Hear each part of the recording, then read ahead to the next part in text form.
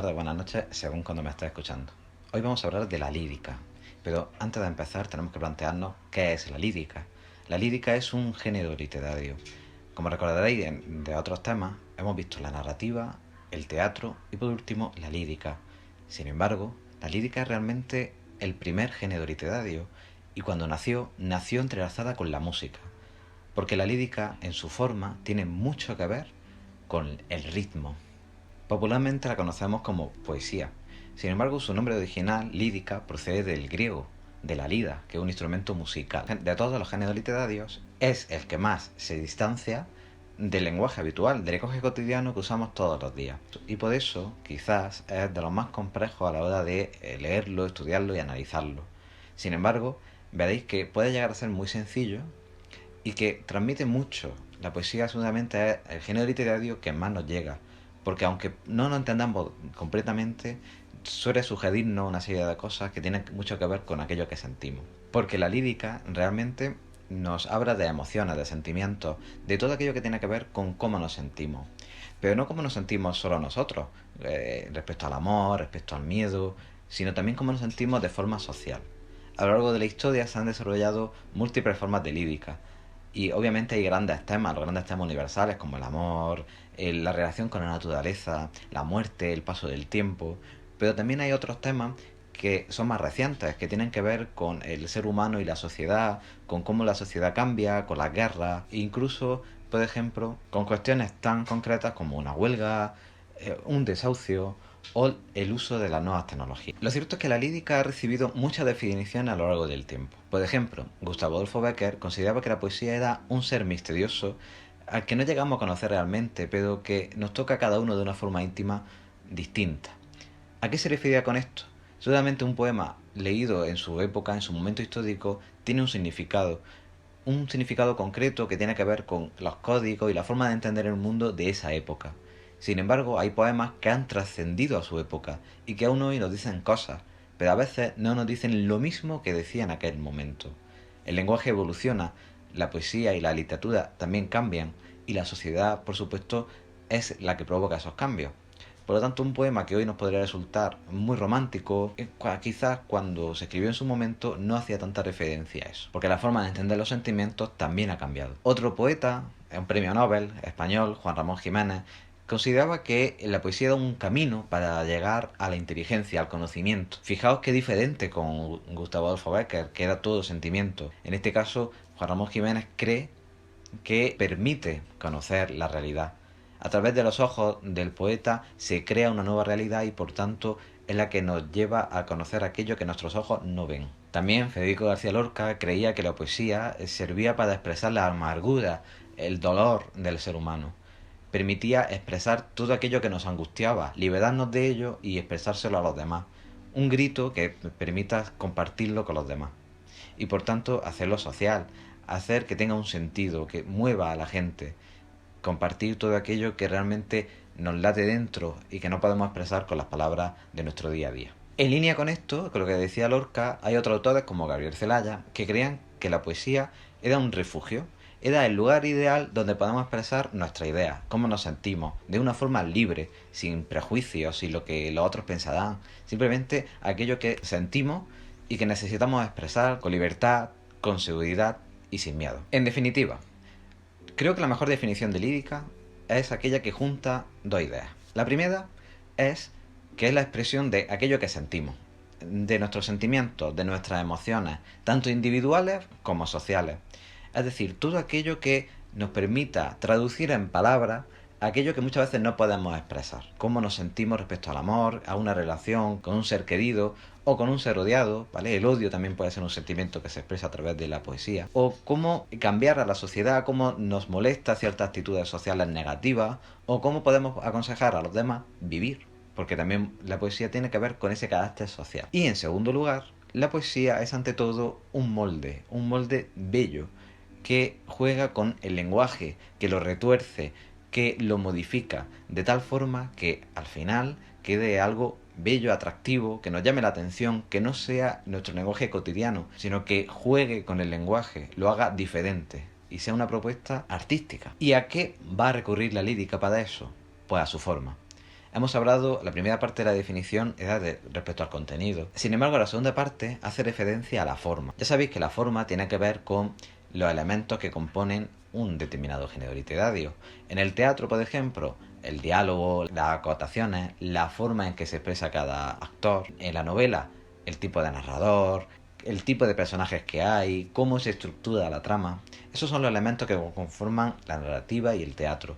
Sin embargo, la lírica es mucho más compleja porque tiene que ver no con personajes, no con una acción determinada, sino con el propio lenguaje. Y sobre todo, con la música. Como ya dije en un principio, lírica viene de líricos, que es relacionado con la lira. La poesía surge a la vez que la música. Lo que pasa es que la música que acompañaba a los primeros poemas se ha perdido. No tenemos ninguna forma de saber cómo era. Es más, muchas veces la música que escuchamos en las bandas sonoras de películas de época, por ejemplo, las películas de romanos como Gladiator, Espartaco, son bandas sonoras que no son fieles a la música de la época, sino que es un estilo de música que hemos creado de forma contemporánea y que atribuimos a esa época, dado que los primeros pentagramas musicales los encontramos sobre todo a partir de la Edad Media y sí los podemos reproducir, pero toda la música anterior sabemos que existió y que estaba muy relacionado con el lenguaje, como hoy en día. Cuando escuchas música, cuando escuchas por ejemplo a un cantante de pop, a un cantante de rock, a un rapero, incluso dentro del trap también hay ejemplos, lo que estáis encontrando es los mismos recursos, los mismos elementos de la lírica, pero aplicados a la música. Por lo tanto, las canciones que escucháis de forma diaria son también líricas, tienen parte de poesía. Muchos de los elementos con los que analizamos un poema son los mismos con los que podríamos analizar una canción. Al conjunto de elementos que ayudan a establecer el ritmo de un poema la llamamos métrica. Métrica viene de metros, ¿vale? Que es medida, la medida de la poesía. Pero ¿qué es esto de medir? ¿Qué tiene que ver el ritmo con la poesía? Mirad, cada vez que nosotros decimos algo, realmente estamos usando uno de los instrumentos musicales más famosos de la humanidad, la voz. Efectivamente, la expulsión de palabras nos lleva a producir sílabas átonas y tónicas. Esto lo hemos estudiado muchas veces en relación con las reglas de acentuación, las palabras que son agudas, las palabras que son llanas, las palabras que son esdrújulas. Pero lo cierto es que nosotros realmente estamos haciendo como una especie de batería, de ritmo de batería. Si ordenamos las palabras de forma adecuada, lograremos un ritmo. Por ejemplo, átona, átona, tónica, átona, átona, tónica. Esa repetición nos permite establecer un ritmo mediante las palabras. Y eso es lo que muchos autores han estado haciendo a lo largo de la historia de nuestra literatura y al que prestamos mucha atención. Es decir, fijaos, es un trabajo bastante complejo. Tenemos que pensar un ritmo, tenemos que ordenar las palabras que vamos a decir de una determinada forma para lograr un ritmo concreto y a la vez que aquello que hemos ordenado tenga un sentido. No vale decir cualquier tipo de palabra, sino que también queremos transmitir un mensaje. Recordad que la literatura no solo es forma, no es forma vacía, sino que también es mensaje, tiene que transmitir algo. Y en el caso de la poesía, de la lírica, tiene que estar relacionado con algún tipo de emoción, de sentimiento o reflexión sobre la condición humana. Para lograr ese efecto, los poemas no se escriben igual que la prosa, sino que tienen su propio estilo, el verso. La línea que ocupa un poema normalmente va a estar cortada. Y está cortada adrede para producir ese efecto rítmico. Si pusiéramos un poema extendido como un párrafo de un texto normal, perdería el sentido rítmico del poema. De ahí que cuando hablemos de poesía, de lírica, nos vamos a referir a versos, que es cada una de las líneas que componen un poema, que casi nunca van a ocupar toda la página, sino que suelen estar entrecortadas. Y el conjunto de versos lo llamamos estrofa. Tened esto muy en cuenta. Para un texto en prosa usaremos líneas y párrafos, pero para un texto en verso usaremos los versos y las estrofas. Los versos además tienen algunas normas especiales. Hay gente que no le hace mucho caso a esta norma que os voy a decir a continuación y que lee el poema más de corrido, aunque en origen era como se tenía que hacer. Al final de cada verso hay que hacer una pausa, haya o no haya coma, aunque es cierto que en algunos poemas los versos están encabalgados y eso provoca que tengas que ir un poco más rápido.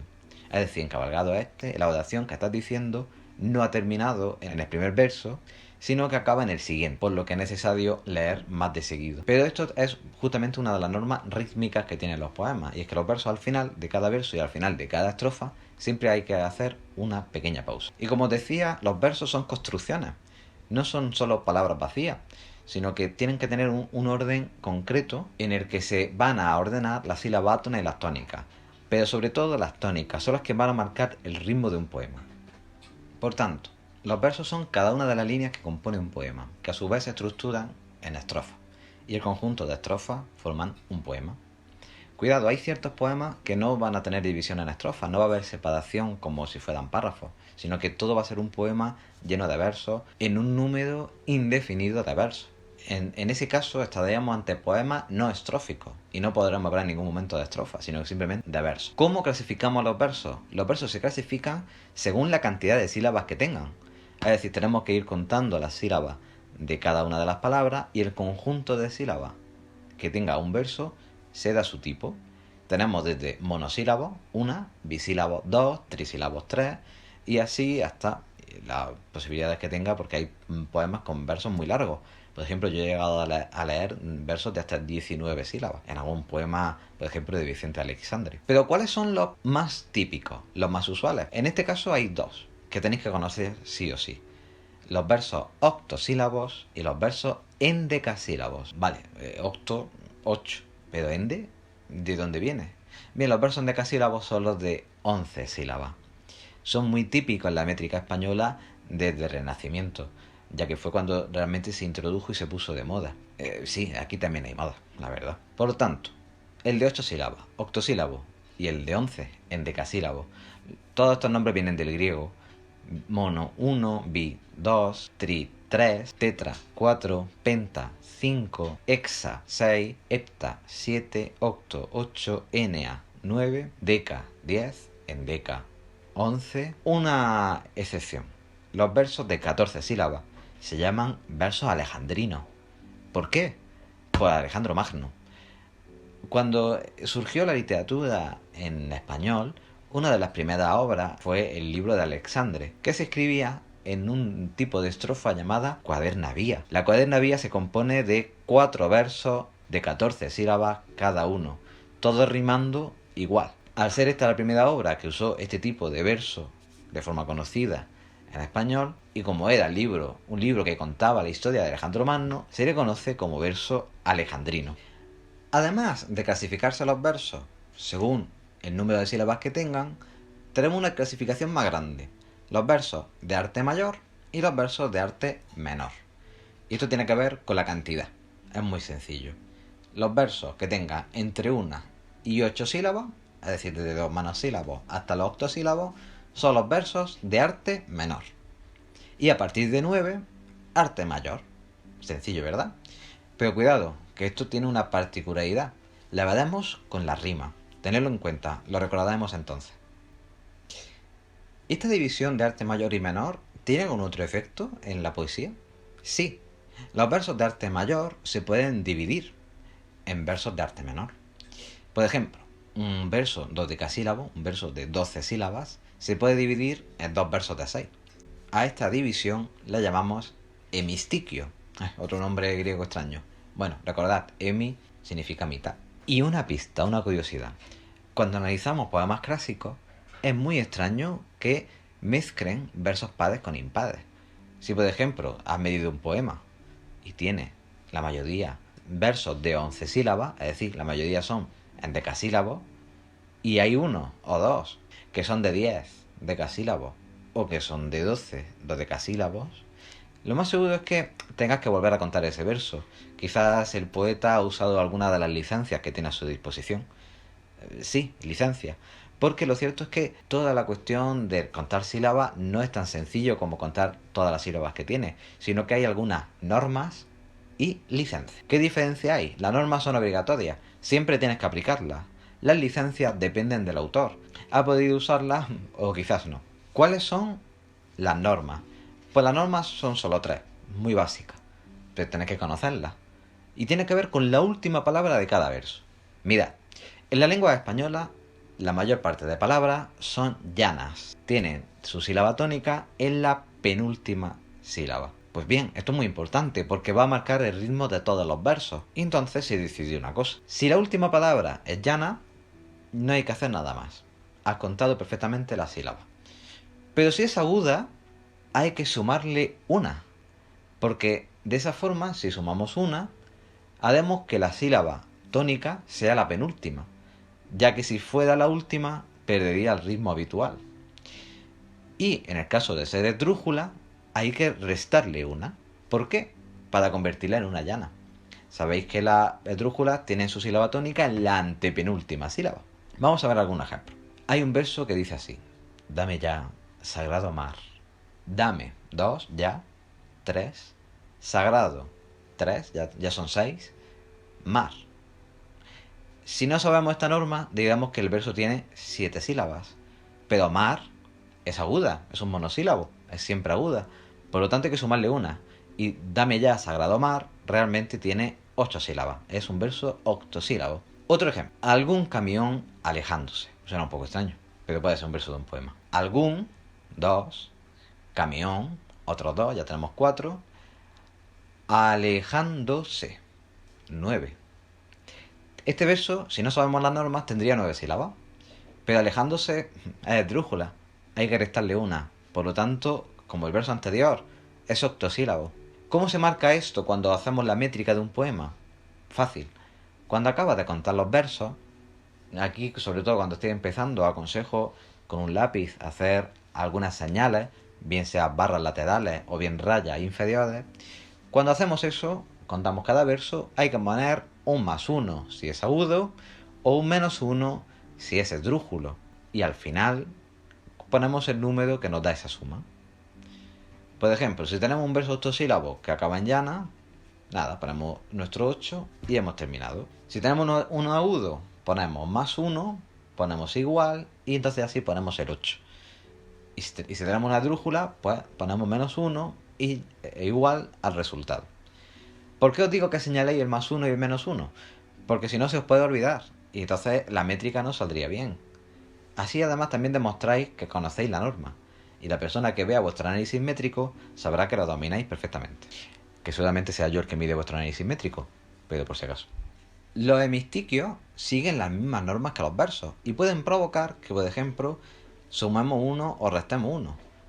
¿Cómo es esto, Luis? Vamos a ver. Si habías dicho antes que solo se sumaba y restaba si la última palabra era aguda o esdrújula. Bien, bueno, pues si la última palabra del hemistiquio es aguda o esdrújula, también se suma y se resta. Por ejemplo, mirad este verso de Rubén Darío. Oh reina rubia, díjele, mi alma quiere dejar su crisálida. Un verso bastante largo, de 19 sílabas, haciéndola sin alefa.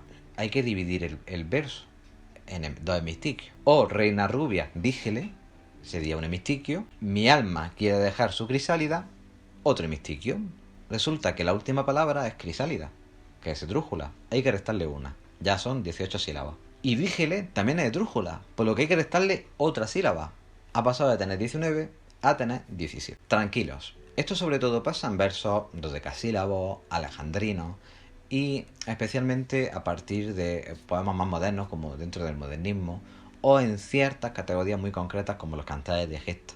Pero debéis tenerlo en cuenta porque en alguna ocasión os podéis encontrar que todos los versos son de 14 sílabas, por ejemplo, y tenéis uno de 15 y no sabéis exactamente por qué.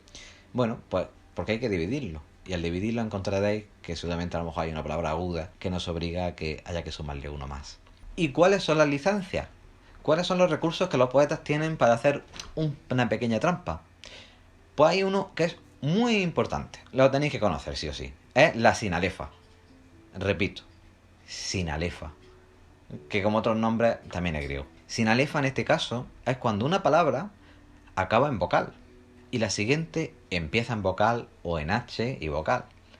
En ese caso podemos hacer un truco y es unir las 2 sílabas.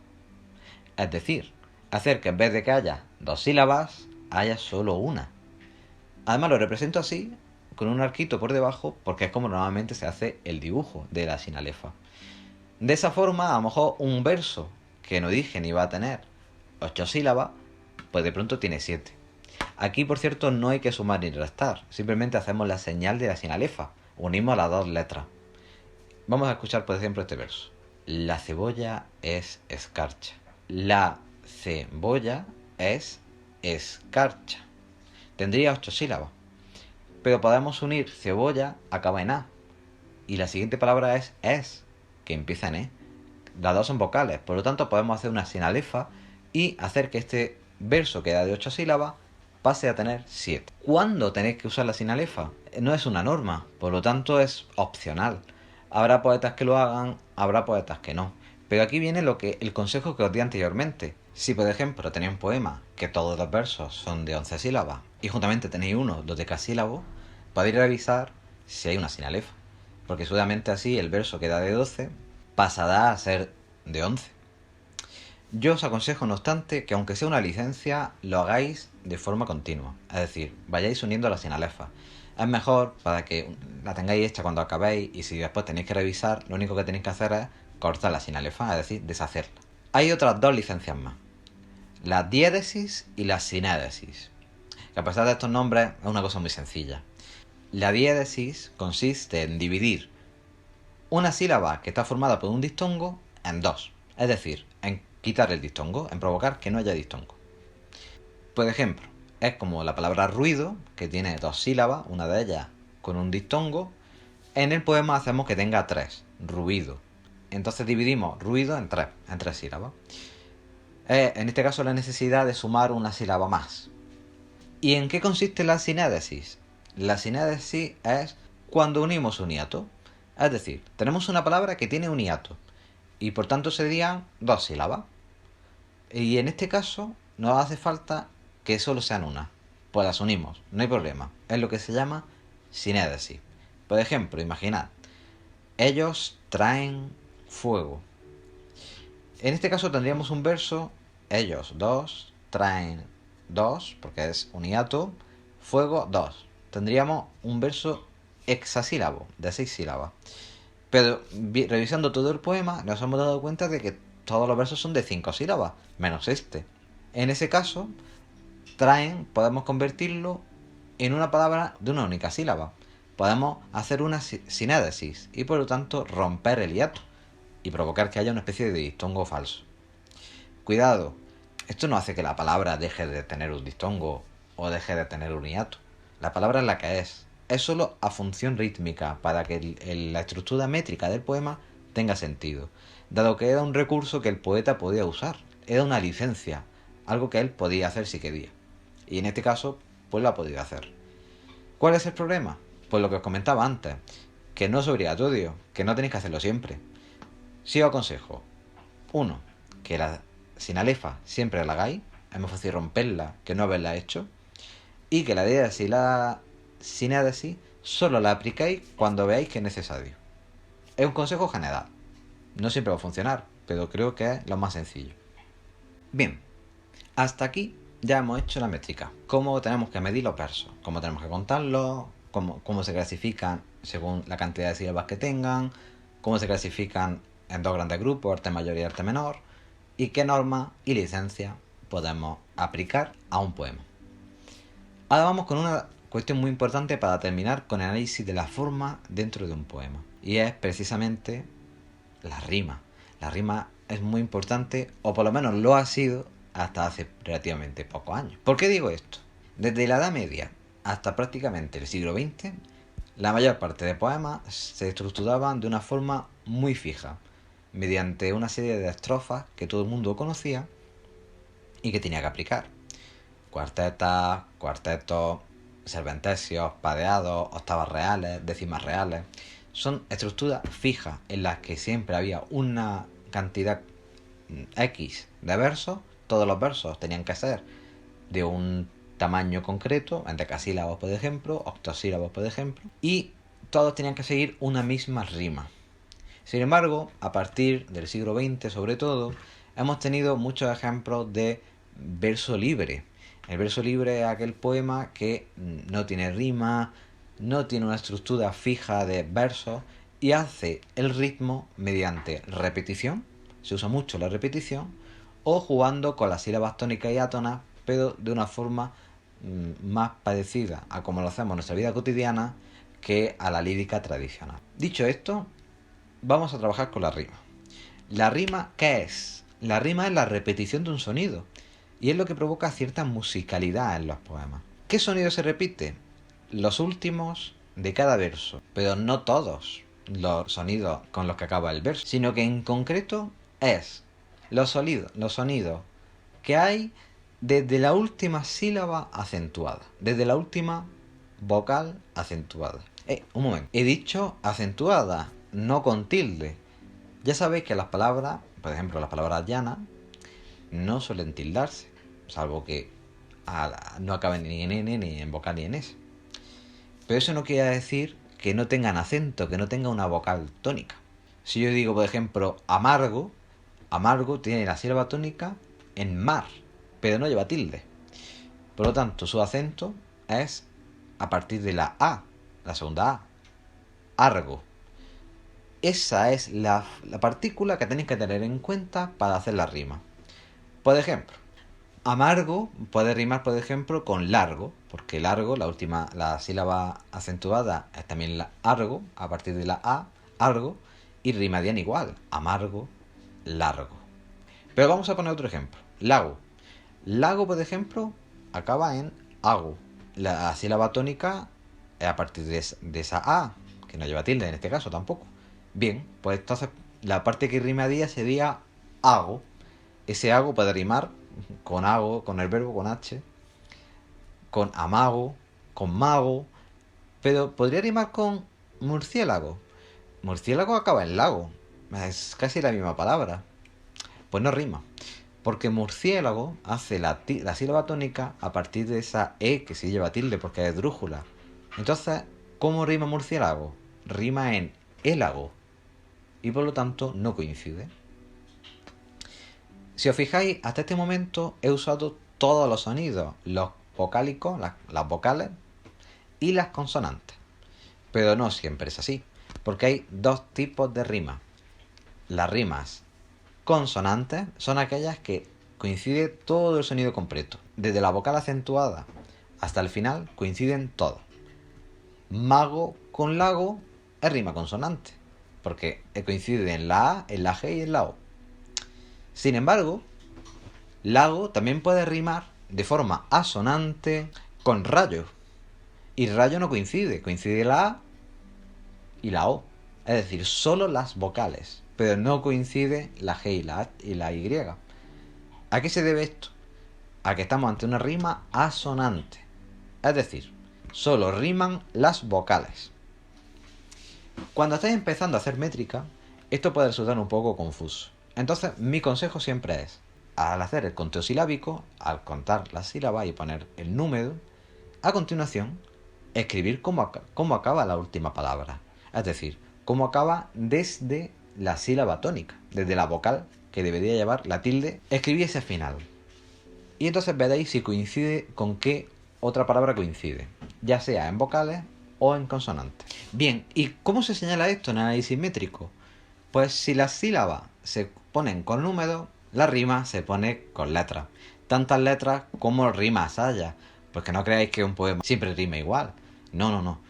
A veces se van mezclando diferentes tipos de rimas. Por ejemplo, navega mi soneto como brisa, en versos simples, suaves, sosegados. Del alma son amigos, bien amados. Corren mis dedos gráciles, deprisa. En esta estrofa, brisa y deprisa riman, además de forma consonante, isa. Pero es el primer y el cuarto verso. El segundo y el tercero riman de forma distinta. Riman sosegados, acabenados y amados, acabenados también. También es una rima consonante, pero es una rima distinta a la del primer y el cuarto verso. ¿Cómo marcamos esta diferencia de distintas rimas con letras? Sencillo, ¿verdad? A la primera rima que nos encontramos la llamamos A y a la segunda B. Y ahí viene la estructura A, B, B, A. ¿Por qué? Porque el primer verso rima con el cuarto y por tanto A. Y el segundo con el tercero, B. A el primero, B el segundo, B el tercero y A de nuevo el cuarto. Sobre la rima también tenemos que mencionar un último detalle. Según el tipo de verso, si es de arte mayor o de arte menor, la letra con la que representamos la rima se da mayúscula en el caso de que sea un verso de arte mayor o minúscula en el caso de que sea un verso de arte menor, como podéis ver en la imagen que tenéis en la pantalla. Y esto sería todo. Os voy a dejar un vídeo con un análisis métrico práctico, con 2 poemas de Antonio Machado. Y esto es todo. Esta ha sido la introducción a la lírica. Si tenéis alguna duda, recordad que podéis dejarme vuestro comentario aquí abajo del vídeo o podéis mandarme un mensaje a través del correo electrónico de referencia. Nos vemos en otro vídeo.